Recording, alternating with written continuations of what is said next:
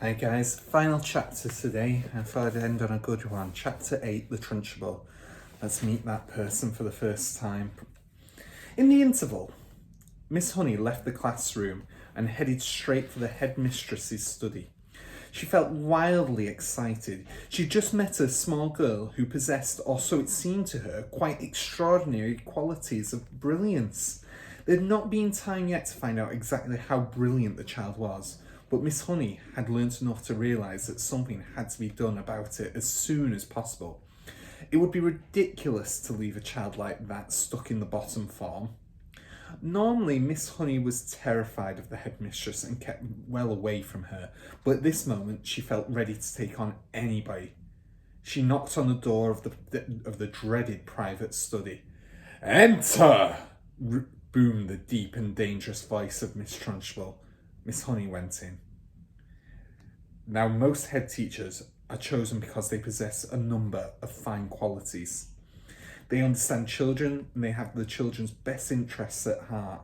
They are sympathetic, they are fair, and they are deeply interested in education.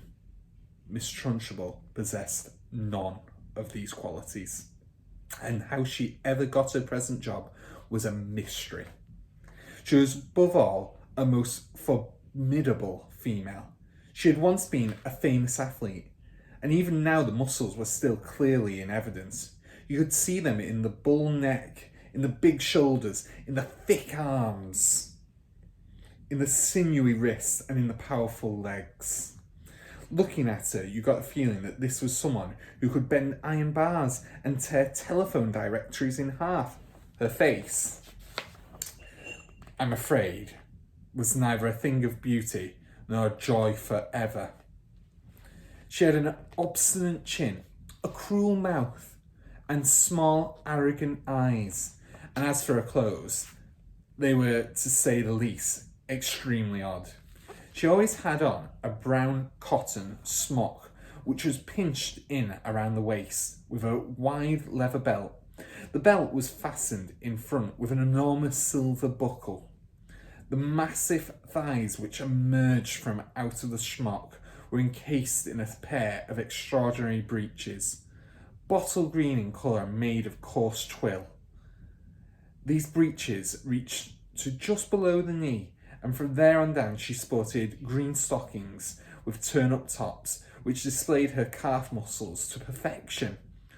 On her feet she wore flat-heeled brown brogues with leather flaps. She looked, in short, more like a rather eccentric and bloodthirsty follower of the staghounds than the mistress of a nice school for children. When Miss Honey entered the study, Miss Trunchbull was standing beside her huge desk with a look of scowling impatience on her face. "Yes, Miss Honey," she said. "What is it you want? You're looking very flushed and flustered this morning. What's the matter with you? Have those little stinkers been flicking spitballs at you?" "No, headmistress, nothing like that." "Well then, what is it? Get on with it. I'm a busy woman." As she spoke, she reached out and poured herself a glass of water from a jug that was always on her desk.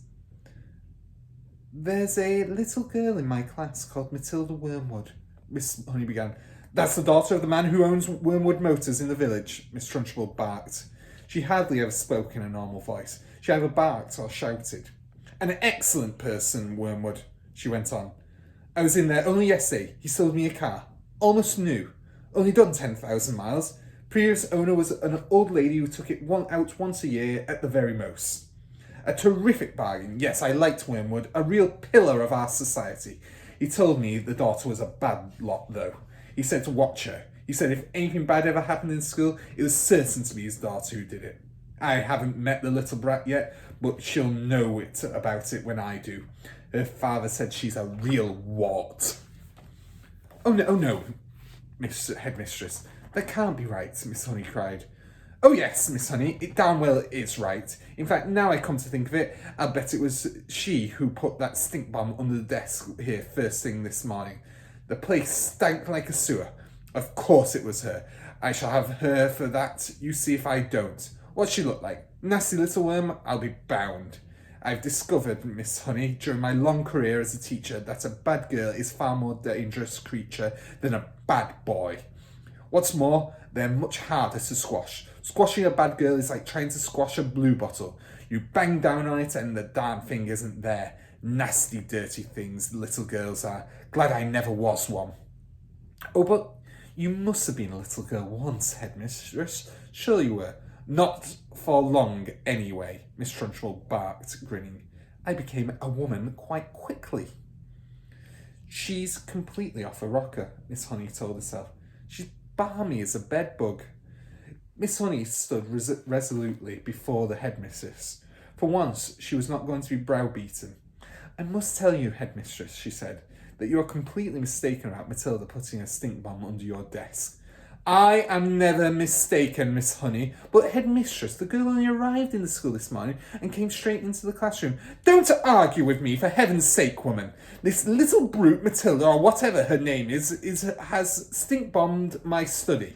There's no doubt about it. Thank you for suggesting it. But I didn't suggest it, headmistress. Of course you did. Now what is it you want, Miss Honey? Why are you wasting my time?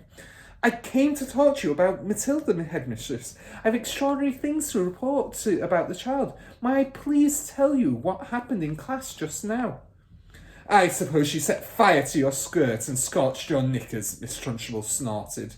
No, Miss Honey cried out. Matilda is a genius. At the mention of this word, Miss Trunchbull's face turned purple and her body seemed to swell up like a bullfrog's. A genius! She shouted. What piffle is this you are talking about, madam? You must be out of your mind. I have her father's word for it that the child is a gangster. Her father is wrong, headmistress. Don't be a twerp, Miss Honey.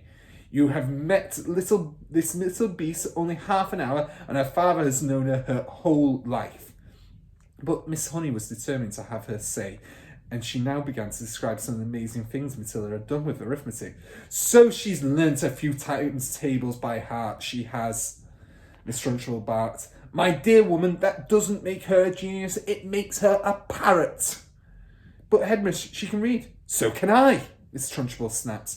It is my opinion, Miss Honey said, that Matilda should be taken out of my form and placed immediately in the top form with the 11-year-olds. Ha! Snorted Miss Trunchbull. So you want to get rid of her, do you? So you can't handle her? So now you want to unload her to the wretched Miss Plimsoll in the top, from where she will cause even more chaos? No, cried Miss Honey. That is not my reason at all. Oh, yes, it is, shouted Miss Trunchbull. I can see right through your little plot, madam. And my answer is no. Matilda stays where she is, and it is up to you to see that she behaves herself. But headmistress, please, not another word, shouted Miss Trunchbull. And in any case, I have a rule in this school, and that all children remain in their own age groups, regardless of ability. Great Scott! I'm not having a little 5-year-old brigand sitting with the senior girls and boys in the top form. Whoever heard of such a thing? Miss Honey stood there, helpless before this great red-necked giant. There was a lot more she would like to have said, but she knew it was useless. She said softly, Very well.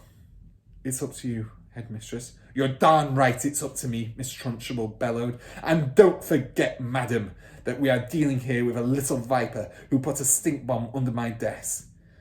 She did not do that, headmistress. Of course she did, Miss Trunchbull boomed. And I'll tell you what, I wish to heavens I was still allowed to use the birchen belt as I did in the good old days. I'd have roasted Matilda's bottom for her so she couldn't sit down for a month. Miss Honey turned and walked out of the study, feeling depressed, but by no means defeated.